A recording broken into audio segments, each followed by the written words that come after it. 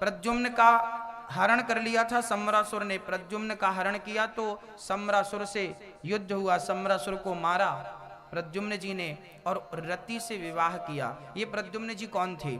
जब भगवान शंकर ने तीसरी आंख खोली तो कामदेव जल के भस्म हो गए थे,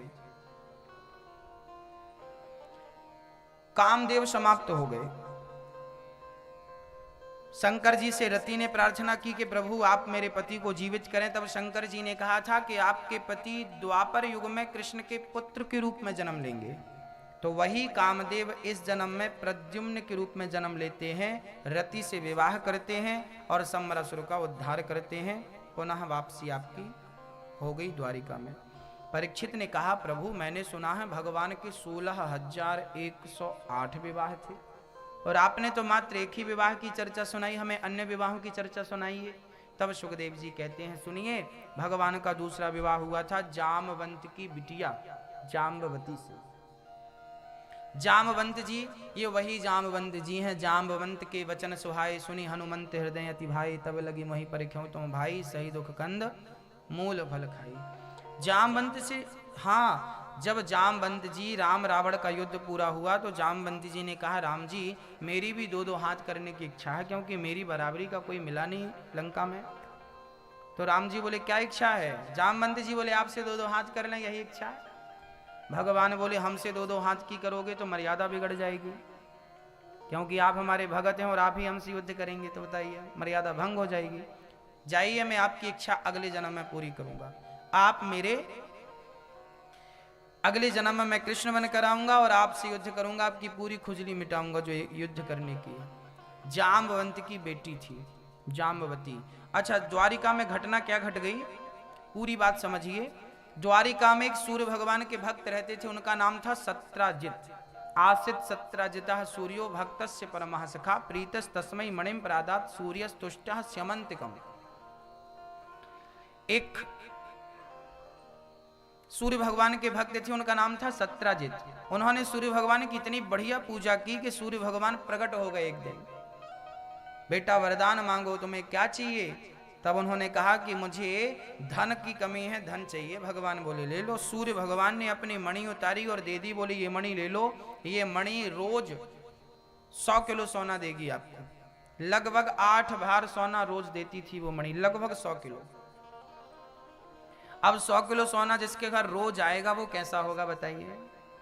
सत्राजित के 2-4 दिनों में ही तकदीर बदल गई, माला माल हो गए। और जैसी धन आया तो अहंकार भी आ गया, अब तो यार बड़े खिंचे चलते।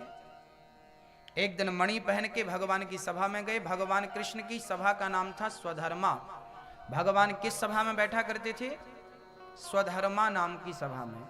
उस सभा का प्रभाव ये था कि उन्हें ना भूख लगती थी उस सभा में, ना प्यास लगती थी। सभा बड़ी अच्छी थी। उस सभा में श्री सत्राजित जी आ गए, सबको लगा सूर्य भगवान आए हैं। भगवान ने कहा सूर्य भगवान नहीं है, भगत है, वरदान मांगो। सूर्य भगवान से वरदान मांगा था मणि का। आज भगवान कृष्ण ने कहा सत्राजित जी इतनी महंगी मणि आपके पास है, आप क्या करेंगे इसका? यदि इसे आप राजकोष में जमा कर दें तो प्रजा का कल्याण होगा, धन जितना चाहिए आप लेते जाना। सत्राजित ने मन में सोचा मणि हमने पाई और देखो मांगने वाले मांगने लगे। अच्छा, भगवान सत्राजित को मणि दी किसने थी? सूर्य भगवान ने। और मांगी किसने? देने वाले भी भगवान थे और मांगने वाले भी भगवान थे। पर विडंबना देखना कि जब भगवान ने दी तो ले तो लिया, पर अब देने का टाइम आया तो नहीं, हम नहीं देंगे। यही हमारी हालत है। जब हमें ईश्वर देता है तब हम ले लेते हैं सब कुछ, बेटा बेटी पद प्रतिष्ठा धन दौलत भगवान सब दे दो, हम सब रख लेंगे। सब दे दिया। अब भगवान कहते हैं चल मेरी चीज वापस कर। रोते हैं नहीं, भगवान आप बड़े खराब हैं, हमसे ले लिया।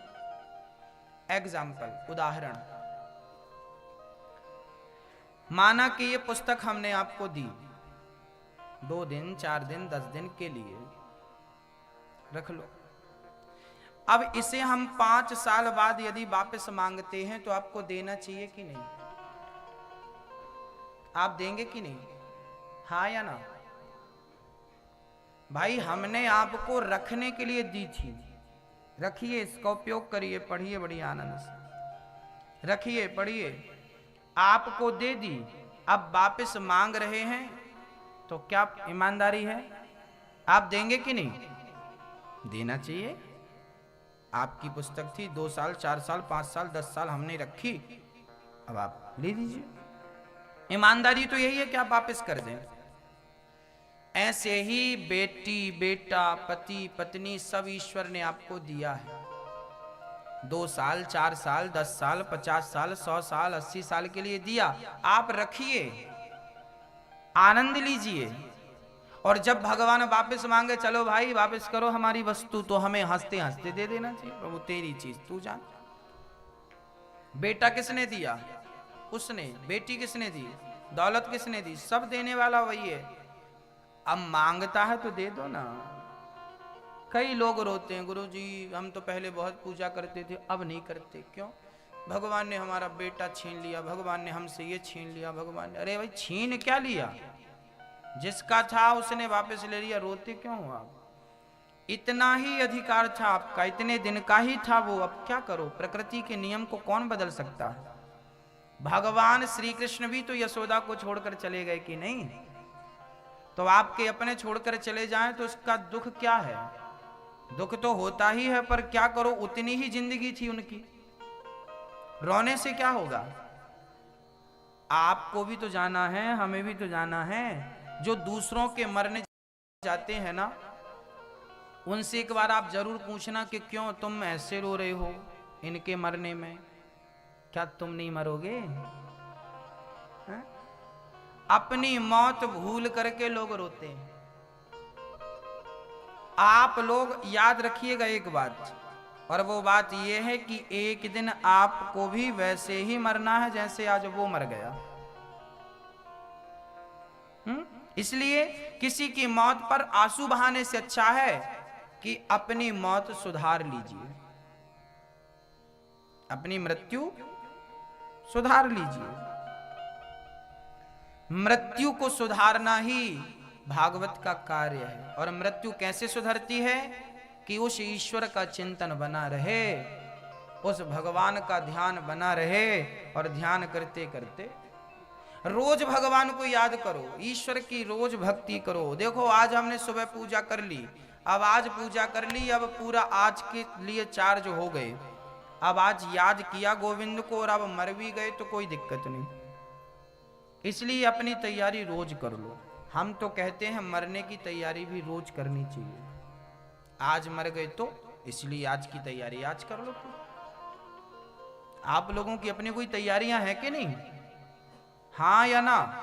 नहीं, हमारी तो है, आपकी अब देख लो। आप बुलावा आज ही आए तो देखो डरना नहीं। और मौत इस सृष्टि का एक कड़वा सच है, आएगी, आप कितना भी भागिए, और तभी आएगी जब होनी है, उसके पहले आ नहीं सकते। तो मौत कड़वा सच है, इसलिए इस घूंट को पी लीजिए, अर्थात इसे स्वीकार कर लीजिए। डरिए मत, मरने के लिए रेडी रहिए, उसकी तैयारियां कर लीजिए। रोज भगवान का चिंतन, रोज भगवान का नाम, अब ये सब करके श्वास श्वास में हरि भज, हर श्वास में भगवान का चिंतन करिए। वो भगवान का नाम लेते लेते श्वासें पूरी हो गई तो आनंद है। इसलिए उसे रोज याद करना चाहिए, यही तैयारी है। पुण्य करो, दान। कई लोग मरने के बाद गौदान करते हैं, मरने के बाद 13वीं वर्षी करते हैं। हम तो कहते हैं जीते जी अपनी 13वीं वर्षी कर लो। 13वीं वर्षी जानते कि नहीं? मरने के बाद 13वां होता है, साल भर बाद वर्षी होती है। ये सब मरने के बाद के कार्यक्रम नहीं है, ये सब मरने के पहले के कार्यक्रम है, लोगों ने बाद में किया है। अच्छा देखो, आपने अभी यदि मरने के बाद ना ब्राह्मणों को लोग खिलाते हैं, कन्याओं को खिलाते हैं, गौदान करते हैं, बूढ़े आदमी के नाम से अन्नदान करते हैं। भाई ये सब मरने के बाद क्यों करो? जीते जी खुद कर लो ना, बेटा करे नहीं करे कौन जानता। जो आपके काम है वो सारे आप कर लो, मरने के बाद जो होगा वो प्लस हो जाएगा, नुकसान तो है नहीं कुछ। एक बार अभी हो जाएगा, दूसरी बार तब हो जाएगा, होगा और नहीं होगा तो है हमारे पास। तो आप अभी ब्राह्मणों को खिला लो, अभी पूजा कर लो, अभी दान कर लो, अभी भगवान का नाम जप लो। मरने के बाद लोग जपते हैं राम नाम सत्य, तुम नहीं जपे इसलिए उनको जपना पड़ रहा है। खुद अपना जप लो ना भैया, अपने लिए खुद जप लो, दूसरे क्यों परेशान हो रहे हैं आपके लिए। अपना राम नाम खुद जप लो, खुद पूजा पाठ कर लो, खुद तैयारी कर लो, खूब ब्राह्मणों को खिलाओ, कन्याओं को खिलाओ। साल 2 साल में एक बार छोटा मोटा भंडारा करते रहा करो, ताकि आपका अन्न लोग खाते रहे आपके नाम से। दान पुण्य करते रहो, यही तो 13ही बरसी है। जब आपको कोई भंडारा कराए तो लोग पूछेंगे क्या कर रहे, बोले अपनी 13ही कर रहे हैं। हाँ। अपनी 13ही कर रहे हैं। जीते जी, हाँ हम बेवकूफ थोड़ी हो, मरने के बाद करेंगे। मरने के बाद जो हो रही है वो भी ठीक है, वो प्लस है। जीते जी सारा काम कर लो। गौ दान करना है तो मरने के बाद बेटा ऐसी गाय दान करेगा कि पंडित जी के घर जाते जाते ही मर जाएंगे। तो जीते जी आप बढ़िया वाली गाय दान कर लो। मरने के बाद बच्चे लोग ना रोते हैं, खर्चा लंबा हो गया ये सब। और मुझे तो लगता है मृत्यु भोज नहीं करना चाहिए। मृत्यु भोज बिल्कुल अभिशाप है समाज के लिए। क्या होता है, हमारे एक मित्र हैं, उनके पिताजी चले गए। एक सच्ची घटना मैं आपको बोल रहा हूं। एक पिताजी, एक बेटे के पिताजी समाप्त हो गए। वो परिवार इतना गरीब था बेचारा कि उनके पास खाने को भी रोटी नहीं थी। अब पिताजी मर गए तो अब भोज करना पड़ेगा। तब उन्होंने सोचिए कुछ पैसे कर्जे लिए और कर्जा लेकर के अपने पिता के नाम के फिर उन्होंने भोज किया, समाज को खिलाया। तो बताइए, आप किसी के मरने पे जाते हैं तो खा के आते हैं, क्या आपको खाना चाहिए था वहां? मृत्यु भोज की परंपरा उचित नहीं है। मृत्यु भोज केवल 13 लोगों की होती है। 13 में केवल 13 लोग खाएं तो 13 संपन्न हो जाती है। ऐसा पद्म पुराण में लिखा है, ऐसा गरुण पुराण में लिखा। 13 में 13 ब्राह्मण खाते हैं, 13 हो गई। कुछ कन्याएं खा लें, कुछ 13 के दिन जब खाते हैं ना तो वहां एक परंपरा होती है। कहते हैं 13 में जब खाओ तो पत्तल में जरूर जूठन छोड़ना चाहिए, चाट के नहीं खाना चाहिए। घर पे चाट के खाओ, घर पे थाली पे अन्न का दाना नहीं छूटना चाहिए, पाप लगेगा। परंतु किसी की 13 में खाओ और बरसी में खाओ तो जरूर थाली में कुछ छोड़ना चाहिए। क्यों छोड़ना चाहिए? क्योंकि जब आप देखिए पुरानी क्या परंपराएं थी। पहले पुराने पत्तल में लोग खाते थे, तो पत्तल में कुछ एक आधी पुड़ी छोड़ देते थे, तो वो पत्तल ले जाके फेंक दी जाती थी, तो उसको कुत्ता खाता था। तो आज कुत्तों को भी दावत बढ़िया हो जाती थी, चलो भाई, वो कुत्ते भी सोचे चलो भला मरा, आज पेट भर खाने तो मिला। तो कुत्ते की भी दुआएं मिलती थी, है ना। आजकल बेचारे कुत्तों को नसीब नहीं होता, है ना। इसलिए 13 के टाइम पे केवल 13 ब्राह्मणों को खिला दो, हो गई 13। जरूरी नहीं है कि कर्जा करके तुम संसार को खिलाओ। और हमें तो लगता है किसी की 13 में आप जाओ सही पर खाओ मत, वो अन्न नहीं खाना चाहिए। 13 करना ही नहीं, अर्थात 13 ब्राह्मणों को खिला दो अलग विषय, पर सारा संसार खिलाने की जरूरत नहीं है। वो आपकी राजी मर्जी, खुशी से अभी खिलाओ। अभी हम जिंदा हैं, अभी सबको खिलाओ। आप आइए, आप आइए, आइए साहब, भोजन करिए, भोजन करिए, खूब खिलाइए पेट भर के। अभी खाइए, ठाकुर जी को भोग लगा के खूब खिलाइए, अपने हाथ से खिलाइए।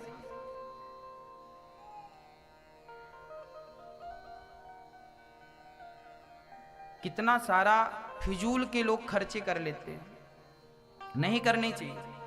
इतना खर्चा नहीं करना चाहिए। मरने में यह होना चाहिए कि जब किसी के घर पे कोई मरा हो तो आपको लिफाफे में 500, 200, 1000, 5000 लेके जाना चाहिए।